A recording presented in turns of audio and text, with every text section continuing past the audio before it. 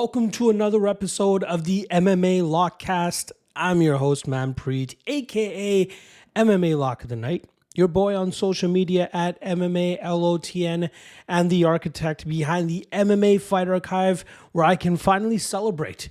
We surpassed 5,000 fighter profiles, close to 2 years into this service being available to you guys. We finally crossed that 5,000 fighter profile mark, spanning 19 different promotions from all over the world.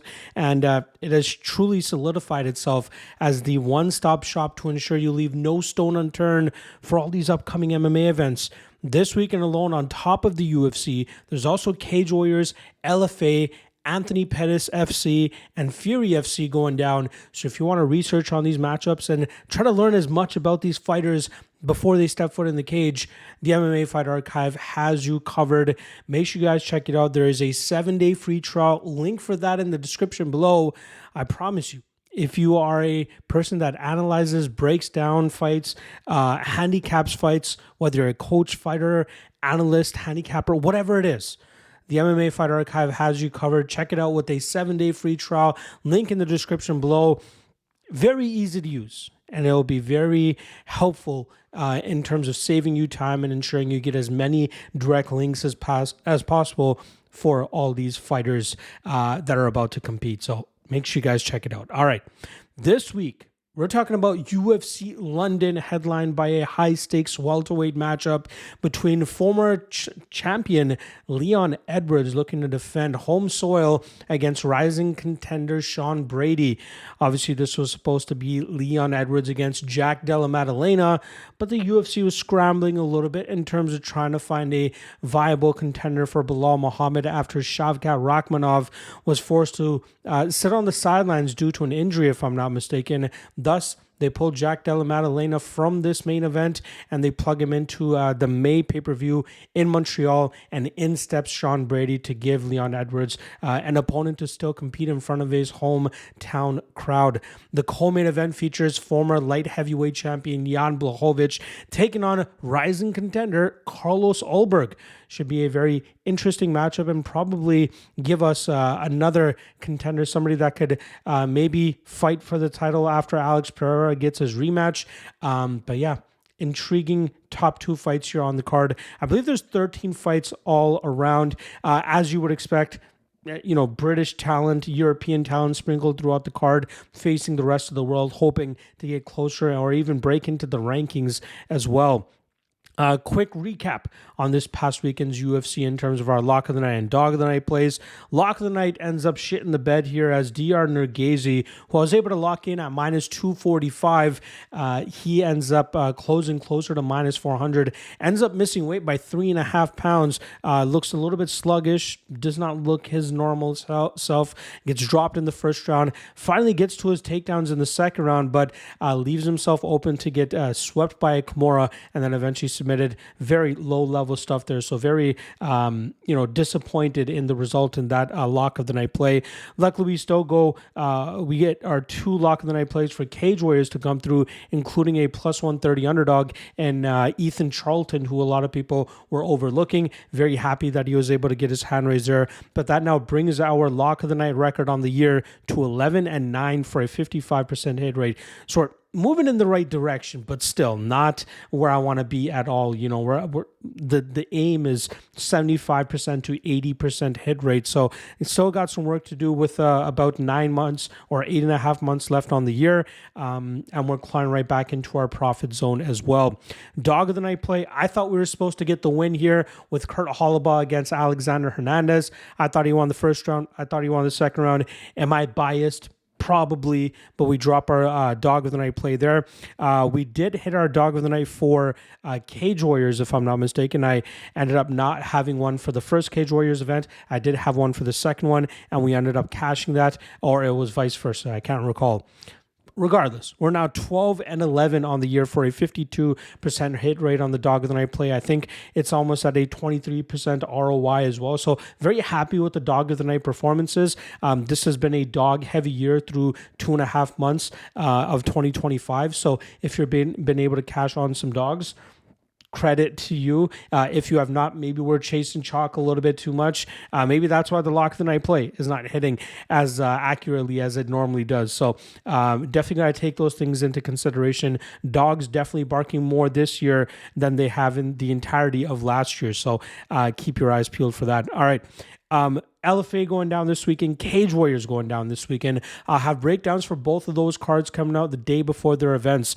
So Thursday, I'll have the Cage Warriors, Legacy Warriors podcast dropping for you guys, breaking down the full card. And then on Friday, I'll be dropping the Legacy Warriors podcast for LFA. I believe it's 203 or 204, LFA 204. It is headlined by a heavyweight title fight. So yeah, make sure you guys tune into the YouTube page later on this week, on top of all the other great content that I drop for UFC cards as well.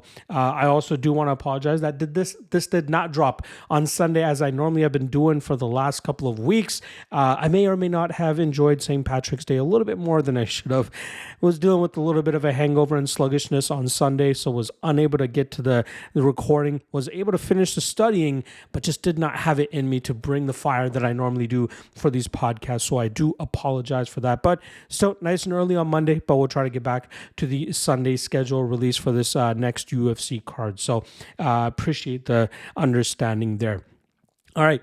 Like I said, we got 13 fights to talk about for this UFC London card. Without further ado, let's get right into this bad boy. First fight up is in the lightweight division, as we have Kutateladze coming in at minus 450, going up against Fernandes, who comes in at plus 350. Now, starting off on the Kutateladze side, who was close to suffering his third straight defeat last time around, as he took on short notice UFC newcomer Jordan Vucenic, who actually fights later on in this card as well. But Vucenic was able to drop and hurt Kutateladze very early in their matchup. But Gurm rallied back in the second and third rounds, landing some solid combinations of his own, utilizing his nasty Muay Thai, but also utilizing his grappling in the final round to nullify Vucenic on the mat and get off some good shots there to earn that decision victory.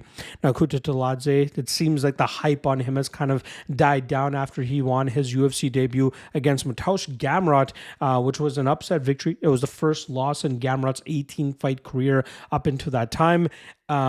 So obviously a lot of people were very high on Gurm, but those two losses to Damir Ismagulov and Elvis Brenner obviously fizzled him out a little bit, but hopefully that win over Vucenic reminded people what his potential actually is. And he's 33 years old.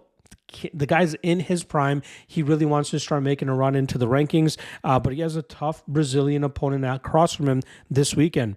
Now, Fernandes was able to pick up his first UFC win last time around as he knocked out Mohamed Yahya at the ending of the first round after torching that calf and really debilitating the movement of Yahya, and that obviously allowed Fernandes to get off on his striking and eventually found that shot to drop Yahya, followed up with a barrage of ground and pound to eventually get the finish there.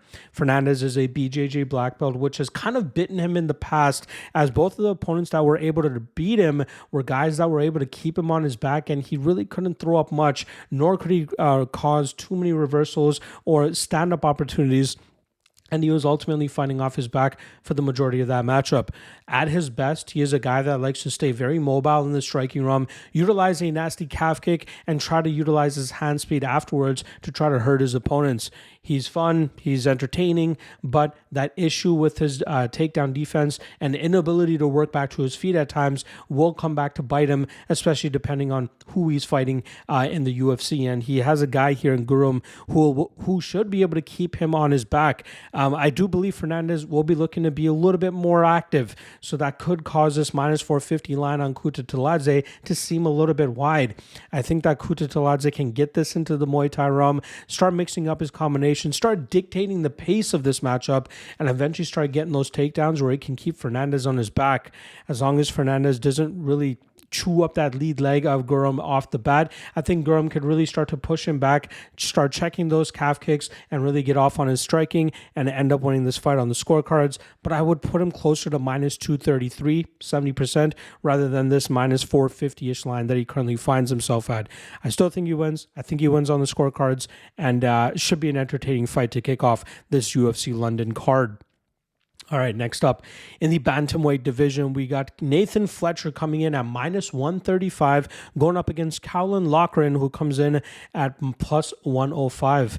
Now, Fletcher was on the last season of The Ultimate Fighter, and he lost in his first matchup to Con Offley, who was the eventual finalist, and Offley was able to keep Fletcher on his back and nullify any of the grappling that we're seeing from Fletcher, which has made him so successful throughout his professional career.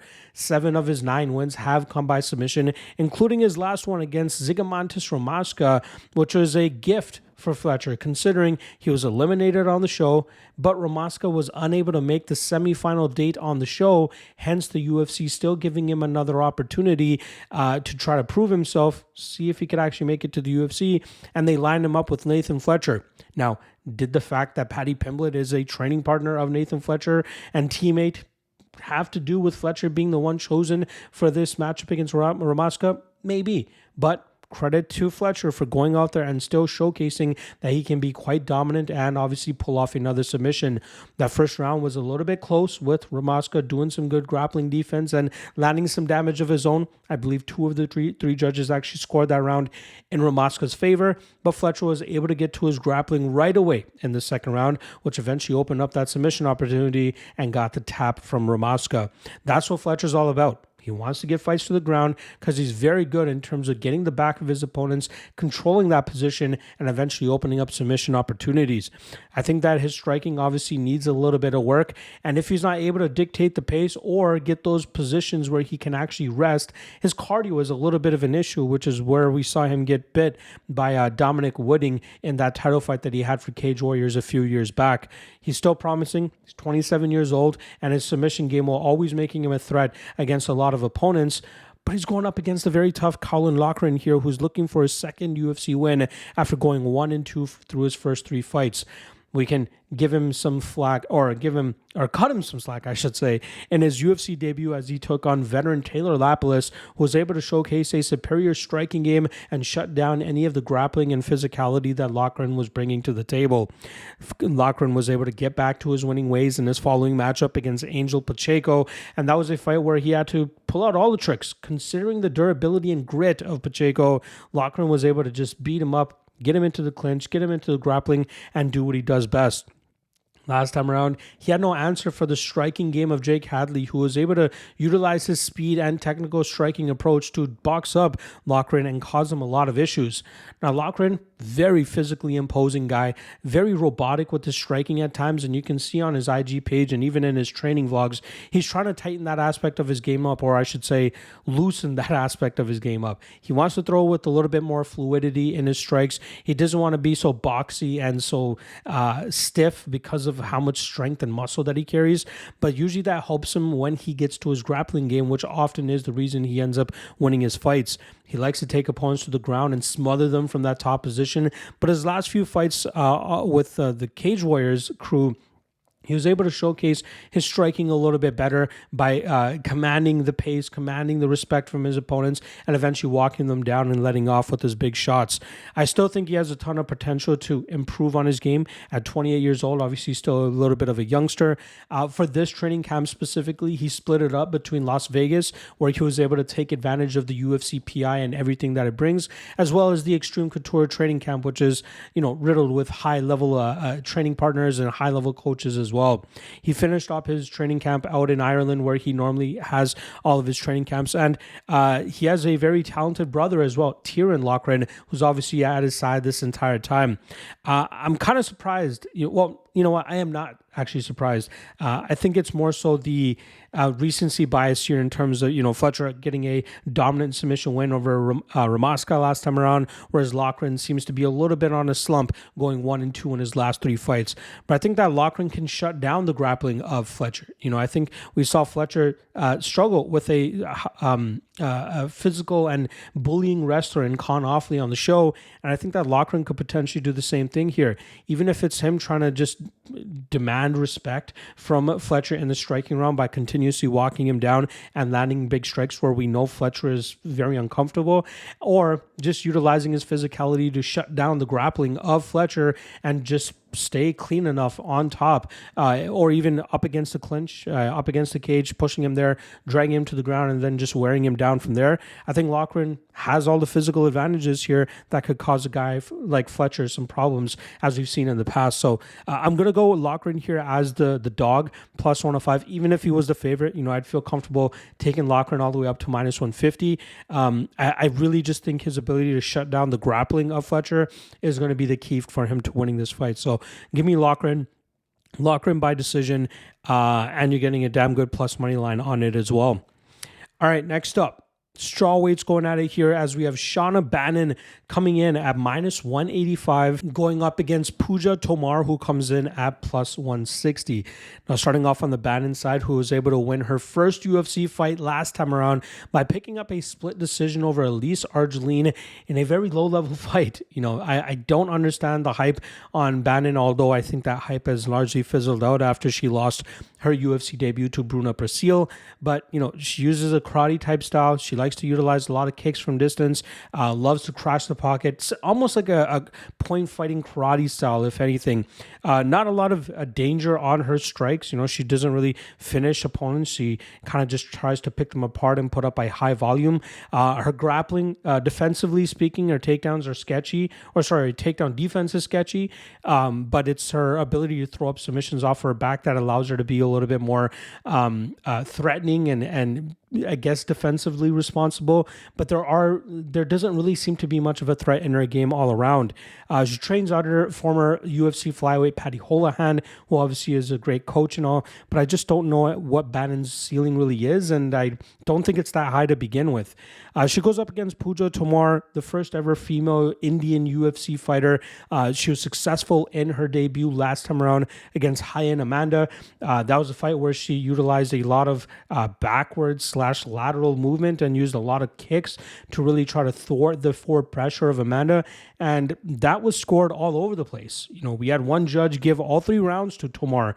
We had another judge give all 3 rounds to Hyen Amanda. And then one judge ended up scoring a 2-1 for Pooja for her to get that win by split decision. I think a lot of people were in agreement that Pooja probably lost that fight. So, I don't know what those 2 judges were smoking, but they thought that the kicks that Pooja continuously landed from distance with her wushu style of striking was enough to land more damage than the physical, or at least the aggressive punching style of Amanda. But I will have to give Tomar some credit, as I thought that her takedown defense on the regional scene looked very bad. And I thought Amanda was going to be able to take that fight to the ground, utilize her BJJ black belt and find a submission, but she couldn't get anywhere close to a takedown, which is why Tomar was able to run away with that fight, literally speaking. This is a matchup where both women kind of utilize a similar style of a lot of mobile movement, a lot of kicks from range, and don't really offer up much finishing threat. Sure, on the regional scene, Tomar can go out there and knock out some of these fighters, but they're a lot more low level than she's going to be facing in the UFC, and she's fighting a pretty low-level opponent here in Shauna Bannon. With that said, I feel like we see a little bit more from the hands of Bannon, and I think that could potentially make a difference as Tomar tries to utilize her kicks from distance and keep Bannon at bay. But I think the continuous lateral movement, cutting angles, blitz in the pocket will optically favor Bannon, and that will likely end up getting her that decision win. But I also wouldn't be surprised if Bannon somehow gets this into the grappling realm, and her aggressive BJJ approach could potentially catch Pooja Tomar off guard. I want no action on this fight. The only thing that I would consider is if we get, plus 700, plus 800, maybe plus 1,000 on Bannon to win by submission. But outside of that, low-level fight all around. Maybe one crucial moment in each round could sway the judge one way or another. But I think that Bannon has showcased better striking with her hands, and that could end up being the difference here. Not to mention a little bit of a home field advantage fight for her. I know it's taking place in London, and she's Irish, but closer than India. You know what I mean? All right. Next up, middleweights going at it here as we have Christian Leroy Duncan Coming in at minus 650, going up against recent Dana White Contender Series signee Andre Pulyaev, who comes in at plus 475.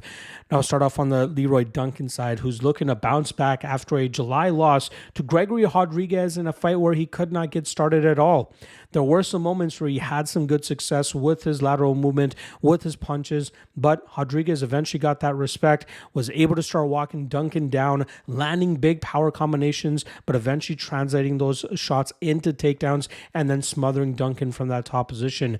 It seemed halfway through that second round that Duncan was completely broken, and that allowed Rodriguez to just control the rest of the fight and grind Duncan out. Duncan, at his best, is a guy that likes to utilize a lot of unorthodox techniques from distance. He likes to lean on his speed and his aggressiveness. His speed and his like I said, unorthodox striking, likes to throw a lot of flashy kicks, a lot of spinning stuff, a lot of flying stuff, throws it with a lot of precision and power, which has made him dangerous throughout his career. But what I really like to see, especially in his wins against Dennis Tuliulian and Claudio Ribeiro, was that he utilized his physicality in the clinch to really wear opponents down and either eventually get them to the ground and utilize devastating ground and pound, nasty elbows from that top position, or at least utilizing that style of wearing his opponents down so that once he gets back into range, he can get comfortable, get into his striking flow, and then from there land those big shots and get them out of there. He's 29 years old. He could still be improving, but there are a lot of lessons to be learned from his losses to Armen Petrosyan and Gregory Rodriguez. Now he's going up against Andre Pulyaev, who earned his contract through the Contender Series this past season, getting a clean sweep over Liam Anderson in a matchup where he shut down the grappling and takedowns of his BJJ black belt counterpart. And then from there, Pulyaev was able to utilize his striking advantage to really bloody the nose of Liam Anderson and win that fight on the scorecards. Now, Pulyaev is a pupil of former Bellator middleweight champion Alexander Shlemenko, and if you're a longtime MMA fan, you definitely recognize that name. A very fun fighter that you love to utilize a lot of spinning back kicks, and you can see shades of that in Pulyaev's game. Pulyaev is a little bit more tactical and methodical with his approach than Shlemenko used to be, who was way more over-aggressive, and that often caused him to lose some of these fights. But Pulyaev, still interesting striker, good 1-2s, decent defensive grappling, but that's where opponents have been able to get the better of him in the past. And I think he was facing some lower level competition on the regional scene, often fighting for Shlemenko FC. So, he's probably getting some favorable matchups. But now getting into the UFC, we'll definitely see him get tested. I'm not completely in agreement with Duncan being this big of a favorite. I think he should be the favorite, maybe closer to minus 400 than minus 650. I think that his speed advantage, his power advantage will likely pay off for him here. I think he will likely wear on Pulyaev. I think he'll try to take the same approach that he did against Claudio Ribeiro, wear him down up against the cage, slow him down, try to land some of that big power. And then I think in the second and third rounds, we'll really see Duncan start to get into that flow state and eventually land some big shots to put Pulyaev away. Just because Pulyaev is Russian, don't expect him to go out there and out-wrestle and out-grind Duncan. That's not his style. He's been able to take advantage of regional opponents in the grappling run because they were that much lower level. But Duncan, not the greatest grappler, but I think at this level, it'll definitely showcase that Pulyaev is not that good of a grappler if that's what he chooses to do here. So I'm going to go Duncan round 2, round 3. Those are the lines I'd be looking at more than actually his minus 650 here. But I still think he wins this matchup, and I think he gets the finish. All right, heavyweights going at it here. Possible passing of the torch, which is a little bit of a trend on this, or a theme on this card. We got Marcin Tybura coming in at minus 110, going up against Mick Parkin, who also finds himself at minus 110 in this pick'em matchup. Now, Marcin Tybura is looking to build off that victory that he had over Jonata Dines, a very dominant performance where he got 10-8s across the board in the second round, but luckily, the judges saved Dines from any more damage as they stopped the fight at the ending of the second round, earning Tybura that TKO victory. Now, we know what Tybura's game plan was in that matchup, right? Avoid the kickboxing of Dines, drag this fight to the ground, and establish that top control with that BJJ black belt, and eventually rain down big shots or even look for submissions. Luckily, he was able to land enough ground and pound to eventually earn that stoppage, like I said, at the ending of the second round. But I think that there is still a there's a bit of a theme, I guess you can say, with Tybura's career. He's one of the more well-rounded heavyweights that we've ever seen in the heavyweight division in terms of being a solid grappler, to being a good technical striker, to being able to go 15 to 25 minutes if he needs to. But he often comes up short against guys that are technically, maybe not technically, but athletically more gifted than him, right?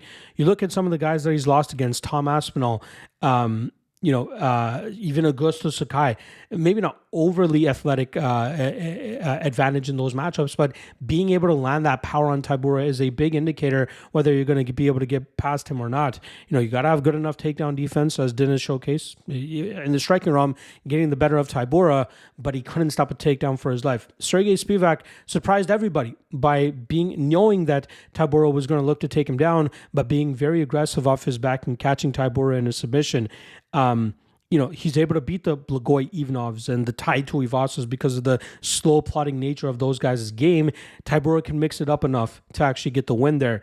Now the question comes, is Parkin athletically gifted enough to overcome the experience advantage that Tybura has here, not to mention the strength of schedule advantage? Now Parkin is, in my opinion, one of the brighter heavyweight prospects we have on the roster. He's 29 years old, so he's 10 years younger than Tybura in this spot. He's taken a slow and steady progression through the heavyweight ranks so far. After earning his contract, I believe on the 2023 season of the Contender Series over Eduardo Neves, getting that first round submission victory. He's gone to 3 straight decisions against Jamal Pogues, Caio Machado, Mohamed Usman, and then last time around earned a nasty knockout victory over Lucas Kreski. But I think the most impressive part of Parkin overall is the level of training this guy's been getting. You're talking about close training partner of Tom Aspinall, current interim heavyweight champion. Close training and coaching from Phil DeFries, who is the longest reigning heavyweight champion in a major MMA organization, KSW. This guy hasn't lost in years. I don't even know what his winning streak's at right now, but he's defended his title way more than I've ever seen anybody defend a title, especially for an organization like KSW. No, KSW is not seen as a feeder league to the UFC, but they are more of an established brand over there in Poland and in Europe. So to see him, continuously defending that title, very impressive. And just realizing the wisdom and training he's instilling upon a guy like Mick Parkin, obviously is paying off for Parkin considering his 10-0 record. I think he's pretty athletically gifted for a guy his size, 6'4", 79-inch reach. He's pretty fast for some of the power that he can throw as well. But one aspect of his game I don't think we've seen enough as of yet is actually his grappling. He's a very good scrambler. He never settles for bad positions. He's always working to either get to a dominant position or work back to his feet. And then on the feet, he's getting better in terms of throwing a little bit more output and being very precise and accurate with the damage that he's throwing. And I think at heavyweight, those little differences could definitely go a long way. Again, Tybura has the experience advantage here, but I think Parkin's athletic advantages, not to mention some of the power and speed advantages he should have here, will allow him to land those big shots on Tybura. Whether this goes 15 minutes or if Parkin's able to starch him and get that early knockout as well, I think Parkin wins this matchup. I feel like throughout fight week, we're going to see a lot of people banking on the experience and strength of schedule from Tybura, but I think this is a bad matchup for him. Again, I think this will be more of a coming out party for Parkin more than anything. I think that's also why we're seeing the line fluctuate the way that we are. Just a couple of days ago, we saw Parkin closer to plus 130. Now he finds himself at a pick'em line. I wouldn't be surprised if he ends off as the favorite. A lot of people like to stay away from these passing of the torch type matchups because of the strength of schedule advantage for the veteran. But I think Parkin is a guy that's just waiting to take advantage and dominate those opportunities once he gets them. And this weekend is a perfect example of that. So I'm going to go Parkin here. I'm going to go Parkin by decision. I think he just puts together a better body of work, and he, doesn't settle for any bad positions where Tybura could start to get his grind going. So give me Parkin by decision, and I feel pretty damn good about him as well. All right, next up in the flyweight division, we have Lonnie Kavanagh coming in at minus 300, going up against Felipe dos Santos, who comes in at plus 250. Now, starting off on the Kavanagh side of things, who had a successful UFC debut last time around against Jose Ochoa, but I think a lot of people were underestimating Ochoa that night, and were kind of surprised that 2 judges actually scored that second round for Kavanagh's opponent. But I think that just goes to show that the hype on Kavanagh will usually give him a line that he may not be deserving of, but more often than not, will be able to come through and still cash that ticket if you end up parlaying him or taking that chalk straight up. And I feel like this weekend is another example of that, where his 8-0 record is on the line. He's 25 years old. Obviously, we know he has nasty striking, utilizes a very solid calf kicking game as well, and his defensive grappling has improved enough to the point that opponents won't be able to take advantage of him in that aspect anymore. This kid's very good, very talented, very high ceiling, and it's unfortunate he had to go to the Contender series to earn his shot in the UFC, but he made short work of a very highly touted LFA prospect in Antoine Ho by cleanly knocking him out in the first round of that fight. He's had some pretty good strength of schedule on the regional scene for Cage Warriors. They've built him out very well. And credit to Brad Pickett, former UFC bantamweight, for crafting Kavanagh into one of the better prospects to come out of the UK in a very long time.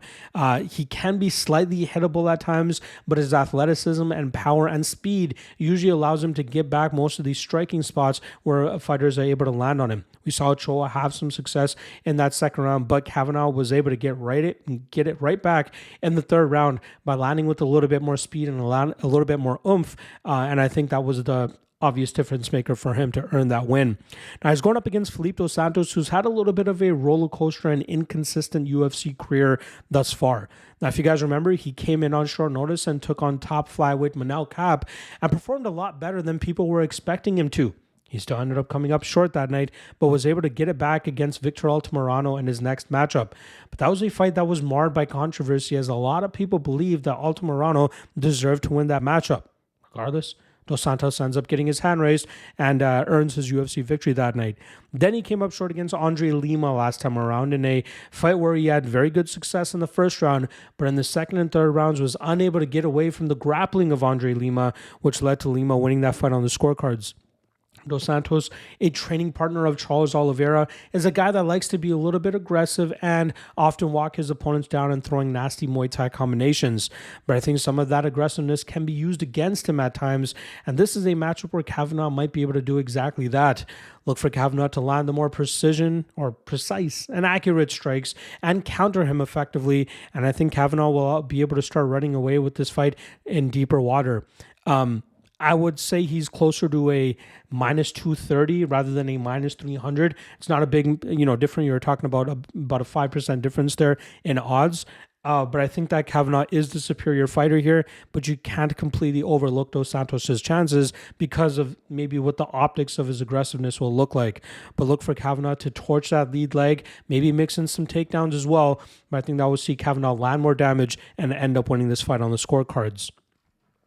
Our next up, fun lightweight matchup here between Jai Herbert, who comes in at minus 130, minus 125, going up against Chris Padilla, who comes in at plus 105.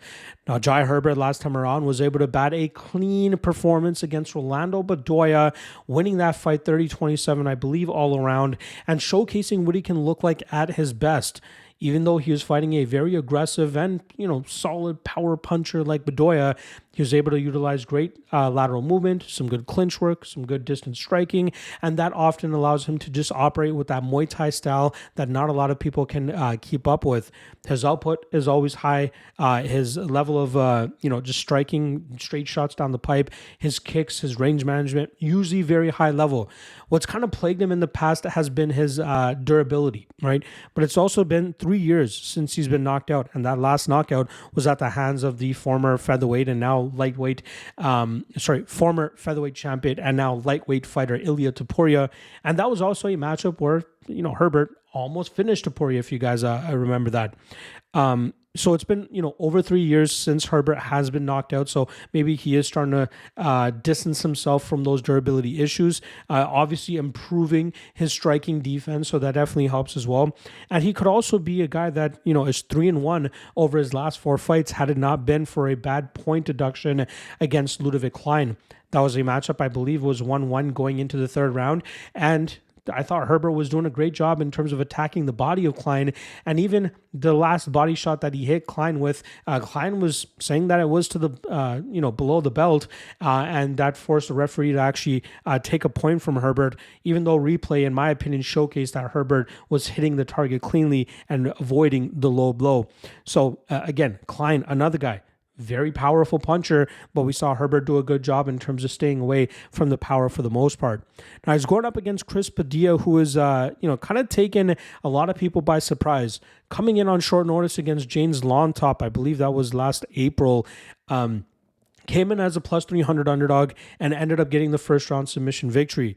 He followed that up with a nasty performance against Rong Zhu, a matchup where he won on two of the three judges' scorecards. He won the first round, and then the second round, it seemed like momentum was starting to shift the other way before Padilla landed a nasty elbow that immediately swelled the eye of Rong Zhu and forced a stoppage to that fight because he couldn't see out of the eye. Plain and simple. It was a nasty elbow, perfectly targeted by Padilla, and he wins a second straight UFC matchup there.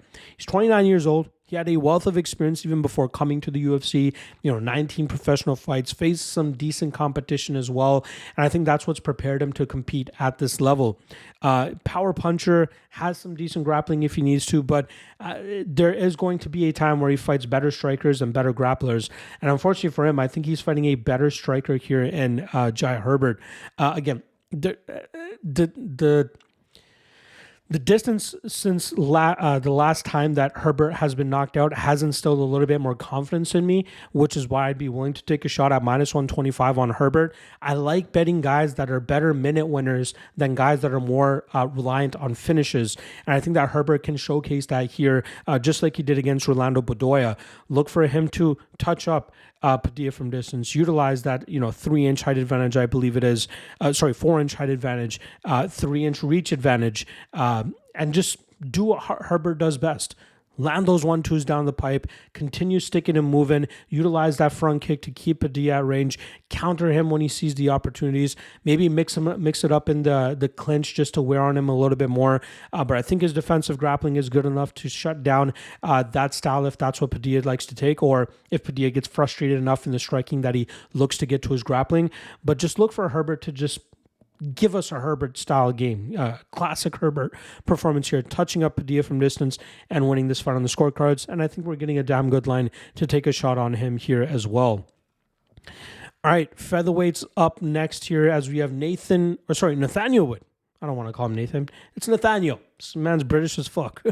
Nathaniel Wood coming in at plus 135, going up against Morgan Charriere, who comes in at minus 155. Now, I'll start off on the Wood side of things, who's coming off of a decision victory over Daniel Pineda last time around. A fight where I expected the fight to not go to decision, to hit pretty easily. And it seemed like it was damn near close to numerous times in that first and second round, from numerous times of Wood hurting Pineda to the body, to eventually hurting him to the face a few times in the second round, to even injuring the eye of Pineda. Pineda somehow fought through it all, was able to initiate the grappling when he needed to, and even though he was in a defensive position for the first two rounds, it was enough for him to survive and see the scorecards. And he even rallied back to have a pretty strong third round by keeping Wood on his back and grinding that fight out. But Wood was still able to get his hand raised. He is now 4-1 since moving up to the featherweight division, which is probably the best thing he has done for his career. He's 31 years old, obviously, and he had some issues in terms of making the weight at 135 pounds a couple years back, thus making the decision to move to this weight class. And I thought it was a perfect move for him to make. His lone loss to Muhammad Naimov has a little bit of an asterisk beside of it because of all the fouls committed by Naimov, not to mention the egregious glove grab at the ending of that fight as Wood was near punches away from finishing Naimov, and not even a single point taken away, which obviously have impacted that fight. But regardless, Wood, very skilled still, very good striker, slick submission game when he needs it. And another guy similar to Lonnie Kavanagh, who has benefited from the guidance and mentorship of a veteran like Brad Pickett. I still think Wood has some big things to offer for this featherweight division, but this weekend is going to be a big challenge for him to see if he can take it to the next level. Now, he's going up against Morgan Charriere, who's 29 years old and had a wealth of experience before coming to the UFC, but also a massive following over there in France, which is why we often see him fighting in Paris or any UK type event that they have. You know, the one fight that he had at the Apex against Chepe Mariscal, very weird that he was even fighting there, and he ended up even losing that fight in a very close fight. Charriere is a guy, in my opinion, who has gotten away with his athleticism and physicality, but the technical aspects of his game are definitely there. I just don't think it's enough for him to actually get to a top 10 ranking or anything like that. Good power and his strikes, a little bit lackadaisical in terms of his output at times. His grappling is obviously improving a lot more than I've given him credit for him in the past. And his physicality, like I said, optically usually makes it look better on the judges or in the judges' eyes because he might be landing with a little bit more power or, obviously defending some takedown attempts, nullifying the amount of control time opponents are able to get against him. So he's definitely getting better than I've given him credit for in the past. But I think this 20-10-1 record is a perfect representation of what his ceiling is. And I think Wood is a guy like right on the cusp that we can figure out if Charriere is breaking through that ceiling that I've given him or if he's going to remain that type of fighter. Same thing with Wood. Charriere is a great test to see whether Wood can get, into the top 10 of this featherweight division or if he's just going to continue to linger around that, top 20 to top 15 range. I do like Wood here. I think he is a slicker striker. I think he can throw with a little bit more output. I think he can get some decent grappling exchanges going if that's what he chooses to do here as well. My only concern is, again, the power in which Charriere will land with. That could definitely be the difference maker. If Wood showcases some bad reactions or if he gets dropped or something like that, that would definitely play in the favor of the French fighter here. But like I said, I think Wood is the better technical fighter, and I'm hoping that he can actually showcase it here against a tough out like Charriere. So I don't know if it's enough for me to actually pull trigger on Wood in the spot as an underdog, but I'm going to go with him as my prediction. I think he puts together a good enough body of work to end up getting his hand raised on the scorecards here. All right, next up, lightweights going at it as we have Jordan Vucenic coming in at minus 400, going up against Chris Duncan, who comes in at plus 300. Now, last time around for Jordan Vucenic was a short notice UFC debut against Kutateladze. That fight only took place a week and a half after his last matchup, where he was able to quickly submit his opponent in less than 90 seconds as I believe it was a main event for a Cage Warriors card. Great work from Vucenic. That was a 4-fight winning streak, something he was able to put together after that loss that he suffered at the hands of Paul Hughes in a title fight. But Vucenic, a very promising prospect, which is why the UFC decided to bring him in when they did and have to forego the whole Contender Series, interview process, essentially. Great striker, great grappler. He's starting to improve his aggressiveness as well, which make fights, either finish inside the distance or make it look good enough optically that he ends up getting his hand raised on the scorecards as well. He's 29 years old, improvements all around. Normally a featherweight, and he took that fight against Guram at lightweight because it was on short notice, but I also think that it looks like he's trying to settle in at this lightweight class now, hence why he's fighting at lightweight for this matchup. And he's not a small lightweight by any means, so I think he can fit into this weight class pretty well if this is truly where he wants to continue his UFC career. He's going up against Chris Duncan, who is coming off of a upset submission victory over Blachowicz, which I believe took place back in September. That was a matchup where Duncan, he was doing a decent enough job in terms of dealing with the big punches that was coming his way from Oki. And then Oki tried implementing a trip takedown, which he kind of fluffed on, if we're being honest, and that allowed Chris Duncan to jump onto a guillotine and squeeze the life out of Oki. Now, Oki went completely out cold. And it wasn't until Duncan let go of the choke that you could actually tell that he was out. So very weird circumstances there, but a good enough spot for Duncan to showcase that he is trying to improve the rest of his game. Before, when he first came into the Contender Series back in October 2021, where he ended up losing to Vyacheslav Borshev, he was mainly seen as a guy that would look to headhunt, put combinations together, and try to take opponents out. But I think that loss to Borshev definitely rounded out the rest of his game, which is where we started to see him implement a little bit more grappling, try to mix it up a little bit more, maybe throw a little bit more leg kicks as well, but definitely working on his jiu-jitsu game just as he showed last time. Moving down to American Top Team obviously helped improve his game all around. High-level training partners, high-level coaches, and I think that would definitely help with his confidence as well, not to mention the way that he was able to dispatch of Oki last time. Clean striker, improving grappler, but I think he's going to be behind it here against a guy in Vucenic, who I think is the better grappler and a good enough striker to stay competitive with Duncan there. I think there is a little bit of too much of a swing in terms of the perception of Vucenic, which is why he's minus 400 here. I don't think he deserves to be minus 400. I think he wins this fight, but Duncan is a guy that is historically overlooked. Often an underdog in a lot of his fights. He's been able to pull off some upsets, and I think he is live to do it here against Vucenic, but not to the point that I'm willing to actually wager on him. The spot that I'm kind of looking at is actually the over 1.5. I think the reason that we're getting a decent enough line there is because of all the finishes earlier on in Vucenic's career, especially, leading up to that UFC debut. And I think that's impacting the line a little bit here. I think this will be a little bit more competitive. I think we'll see some jockeying for a position in the grappling realm. I think we'll see both of them do pretty well in terms of striking. But I think if there is a finish, it eventually comes later on in this fight. But I'm actually going to go Vucenic and Vucenic by decision. I think we'll see him put together a better body of work. I think we'll see him utilize his grappling well enough to shut Duncan down.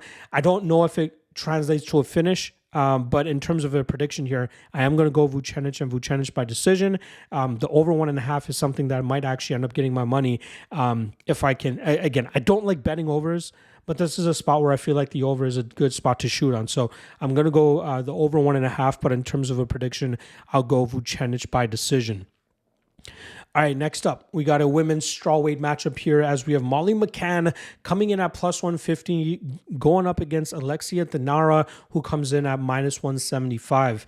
Now, Molly was originally scheduled to fight, I believe, Estela Nunes. Nunes pulls out, and Thainara takes the short notice spot on about 2 to 2.5 weeks' notice. Now, McCann 2-3 over her last 5 fights. Last time around, coming up short against Bruna Brasil, who was able to put together a solid all-around game, most notably eventually getting to her grappling, which was actually initiated by Molly McCann, but we would see Brasil reverse those positions and end up getting dominant positions and keeping McCann on the defensive. I thought we saw some improvements in McCann when she submitted Diana Belbita, and not just in her, fighting style, but also her demeanor. If you guys remember before that, she was a fighter that was very boisterous, very loudmouth, very just, cocky, some people would call it confidence, but I would call it cockiness. And that came back to bite her in back-to-back fights where she got submitted by Erin Blanchfield and Yulia Stoliarenko. And it seemed like she had a, come to Jesus type moment where she's like, okay, I can't be so boisterous and so loudmouth. And I thought we saw it translate perfectly in that matchup against Belbita. But I think in the Brazil fight, we saw that her ceiling is probably capped, right? She's 34 years old. She'll have some decent power for strawweight standards. She might be able to get some wrestling going against some opponents, but technically speaking, she'll be behind it against most of the top 15. And I think, unfortunately for her, she's facing somebody like that in Alexia Thainara, who, even though she's taking this fight on short notice, is a fighter that should have a pretty good time trying to nullify the game of Molly McCann. Now, Thainara earned her contract through the Contender Series this past season by defeating and sweeping the scorecards against, at that point, LFA strawweight champion Rose Conceição. She outgrappled her, she outstruck her, she was ahead of her the entire time. She was showboating a lot of the time too, because she could just feel she was ahead of the game the entire time.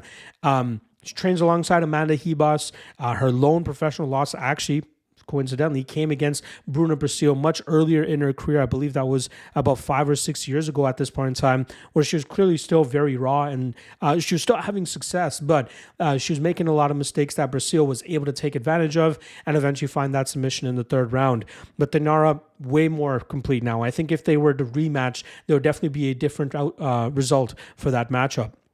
But here, I think Thainara can utilize McCann's aggressiveness against her. I think Thainara, within 2 or 3 minutes should be the one dictating the pace here. And I think eventually she'll be able to get this fight to the ground. And from there, I think McCann will have no answers for anything that Thainara throws at her. Kind of surprised Thainara's not a bigger favorite. I saw her minus 175, then I saw her minus 200, and now at the time of this recording, she's back down to minus 175.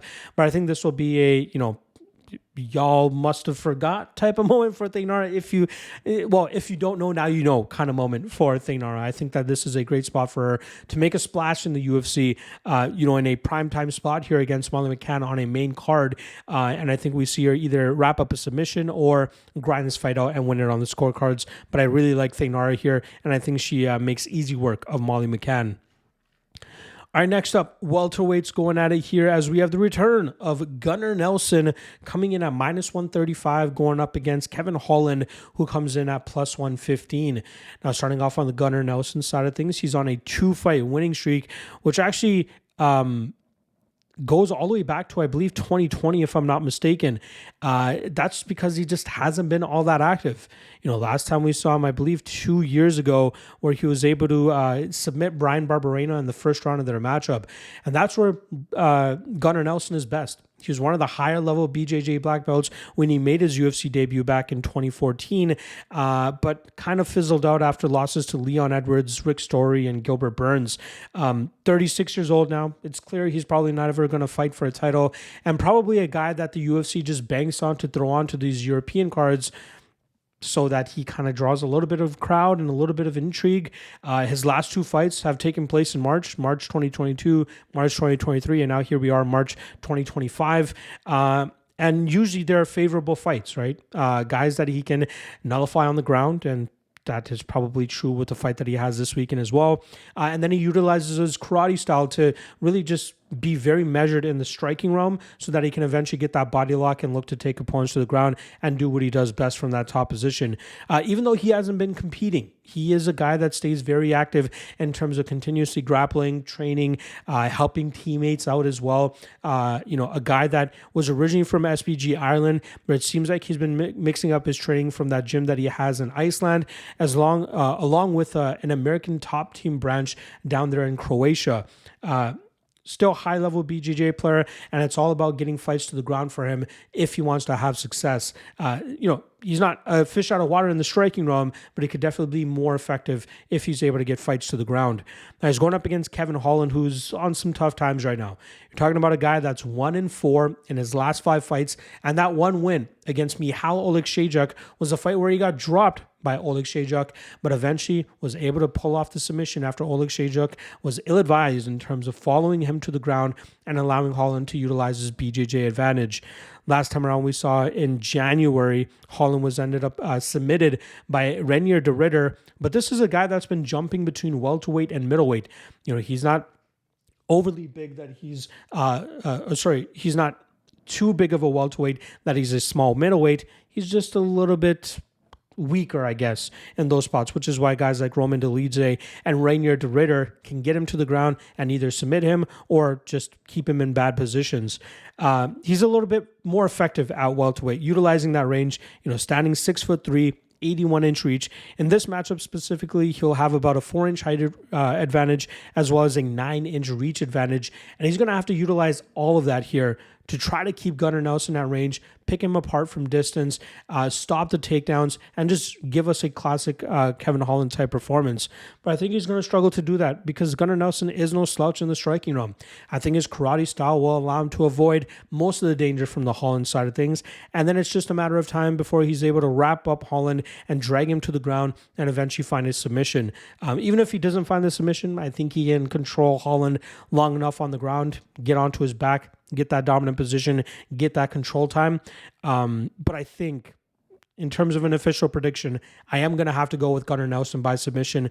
I just think he's too slick for Holland on the ground. Again, I know Holland is a BJJ black belt, but just as Reinier de Ridder showed us, there are levels to the BJJ black belt game, and Gardner Nelson is leagues ahead of Kevin Holland. Unless, of course, Holland clubs and subs Gardner Nelson. That's absolutely possible. But I think that Nelson stays safe enough in the striking, gets the body lock, drags us to the ground, and eventually finds a submission. All right, next up, co-main event. Light heavyweights going at it here as we have former title holder Jan Blachowicz coming in at plus 220, going up against Carlos Ulberg, who comes in at minus 260. Now, Blachowicz is a guy that has come off a pretty lengthy layoff. His last fight was actually the first fight for Alex Pereira in the light heavyweight division. So it's going to be 4 months short of 2 years since we've seen Blachowicz step foot in the cage when he actually has a cage door closed behind him this weekend. It was a very close fight against Alex Pereira in Utah, in a fight where Blachowicz had big success in the first round with his grappling, seemed to slow down in the second round and allow Pereira to win that round. And then in the third round, a little bit too slow to get to his grappling. And once he got to his grappling, Pereira had already landed enough damage to nullify the control that Blachowicz got. And it didn't help that Blachowicz was unable to muster up much damage in that third round, which is why he ended up losing it. It was a very close fight, but clear that Blachowicz ended up losing. Blachowicz is a guy, former title holder, like I said, ended up losing it to Glover Teixeira. He won a fight against Alexander Rakic after that, ended up going to a draw with Magomed Ankalaev. I believe that was the ending of December 2022 or 2023. I think it was end of 2022. It was a vacant title fight after the champion Jamal Hill, Yuri Prochazka was forced to vacate the title, and Blachowicz utilized great calf kicks to slow down Ankalaev. We know he's a BJJ black belt. We know he has that Polish power if he needs, but at 42 years old and coming back from a nasty shoulder injury and rehab, things could be a little bit iffy for him here. Now, he's going up against a 34-year-old Carlos Ulberg, who is looking to break into title contention, arguably already in title contention, as he's being matched up with the former title holder here. Last time around, was able to kickbox up Volkan Oezdemir over the course of 15 minutes. Oezdemir went 0 for 2 on takedowns, so Ulberg obviously shoring that aspect of his game up as well. Obviously, Blachowicz probably a little bit more of a threat in the grappling realm than Oezdemir was, but we'll obviously find that out this weekend, but we know what Ulberg's good at. He's a great kickboxer. He's won all of his fights, I believe, 7 straight win with that win over Oezdemir. That's ever since he lost his UFC debut in March 2021 to Kennedy Nzechukwu. Clearly learned from that matchup, clearly improving his defensive grappling and offensive grappling, as we saw against Da Woon Young. But it's his striking. That's what makes him so effective. Doesn't overthrow, doesn't get out of his stance too much, often just stays at range, picks opponents apart, and once knockouts showcase themselves, that's when he'll go for it. Otherwise, he's fine to just pick opponents apart, just as we saw against Volkan Oezdemir. This is a fun fight. It makes sense why Ulberg's at minus 260, right? Not only the momentum that he's on, not only the winning streak that he's on, the 8-year youth advantage, the long layoff for Jan Blachowicz. Blachowicz, athletically speaking, will be at a disadvantage. Ulberg will have the speed advantage, striking advantage. His defensive wrestling and physicality should be enough for him to keep this fight upright. And as long as Blachowicz doesn't rock him or hurt him very badly on the feet, I think we'll see Ulberg actually just dictate the pace here with the striking, stay consistent behind a jab, utilize some leg kicks to just slow Blachowicz down. But I think we see Ulberg pick his way apart or pick Blachowicz apart en route to a decision victory. I think the only way a knockout transpires here is if Blachowicz kind of makes a mistake, gets a little bit too frustrated, crashes the pocket a little bit too aggressively, and leaves himself open to get picked up or landed on, just as Alonzo Menefield was 2 fights ago for Ulberg. So I'm going to go Ulberg by decision, and I want to see where this line kind of steadies out. When I researched it a few days ago, actually, I did this one on Friday or Saturday, I believe.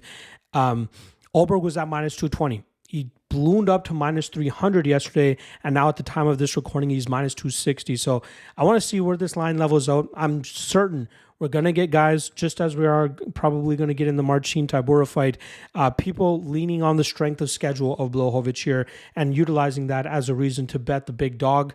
I won't blame them for that, but I think that this is a spot where I'll try to take advantage of Ulberg if his line continues to come down, or I'd be fine with parlaying him as well just to get a slightly better line. So I'm going to go Ulberg by decision, which is a prop I might even lean on here as well. But yeah, I think Ulberg wins this fight with his striking advantage. All right, that brings us to our welterweight main event. The headliner here, as we have former welterweight champion Leon Rocky Edwards coming in at plus 130, going up against Sean Brady, who comes in at minus 150. Now, again, like I said at the top of this podcast, Edwards was originally scheduled to fight Jack Della Maddalena. Unfortunately, Maddalena pulls out, steps in to fight Belal Muhammad for the title in May, and now Edwards is forced to fight a different fighter, completely different fighter, and try to prove that he deserves another title shot. Now, Edwards, last time around, ended up losing his title to Belal Muhammad in July, and that was a fight where I really thought, the way that Kamaru Usman and Colby Covington were going to fight Edwards, I thought, they were going to get away with the style that Muhammad was able to get away with. But Muhammad, I guess, closer to his prime, higher output, higher volume, higher activity level, and that seemed to completely thwart any type of game that Edwards tried getting going. Obviously, Edwards had some success later on in that matchup, but it was too little too late by that point. Edwards, we know, technical striker, very crisp, clean striker, but a part of his game that's been very underrated is his wrestling and his grappling. He's effectively taken opponents to the ground and had success from that top position. His defensive grappling obviously improved a lot. I know Belal Muhammad went 9 of 13 on takedowns in their matchup. But again, it was that style of Muhammad, that high activity, high output that led to those eventual takedowns and mat returns, which is what I think caused Leon Edwards a lot of problems. When Edwards is able to establish that range, utilizes takedown defense, he's a very tough cookie to crack. He's 33 years old still, clearly in his prime, and I think that we'll see solid improvements from coming into this matchup against a guy that's going to challenge his grappling once again. Now, Sean Brady suffered his first professional defeat at the hands of Belal Muhammad, one of the few guys that Belal Muhammad has finished. I think maybe even the only guy that Muhammad has finished inside the UFC, when Belal utilized that high output, high activity level to slow down Brady and eventually get that TKO victory, I think, in the second round of their fight. But Brady was able to get the respect back from the betting public with that submission win over Kelvin Gastelum and eventually beating Gilbert Burns over the course of 25 minutes. Brady, high level BJJ black belt, very strong, very physical, looks to just command respect from his opponents right away, look to smother them against the cage, drag them to the ground, and eventually either find submissions, he loves that guillotine choke, or just establish that top position where he can grind opponents out and keep them on their back. It's the matter of the takedown, which is most important here for Brady, because he uses a lot of his physicality and his strength to get these takedowns, and a lot of his opponents are unable to work back to their feet to try to avoid any type of threat.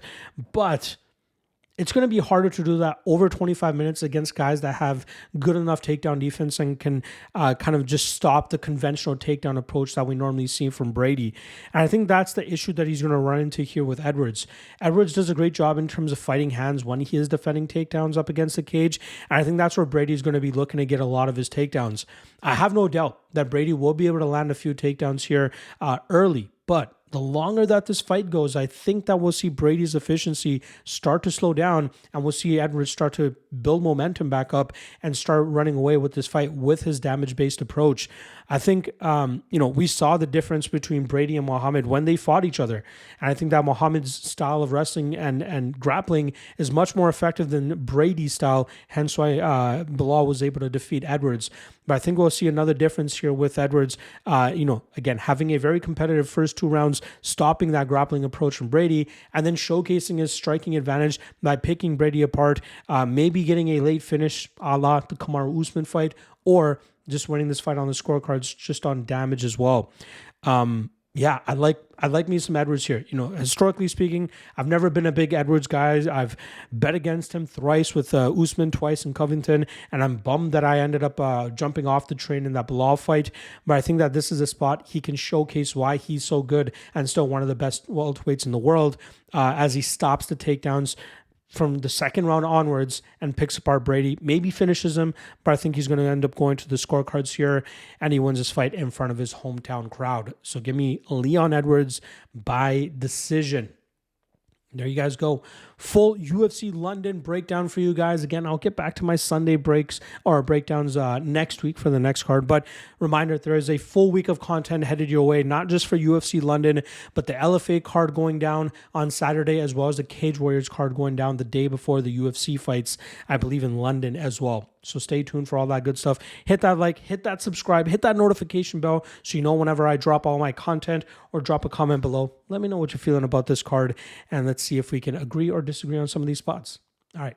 I'll see you guys tomorrow for the top 3 lock of the night candidates, and I'll also drop my chalk or not segment then as well. See you guys then.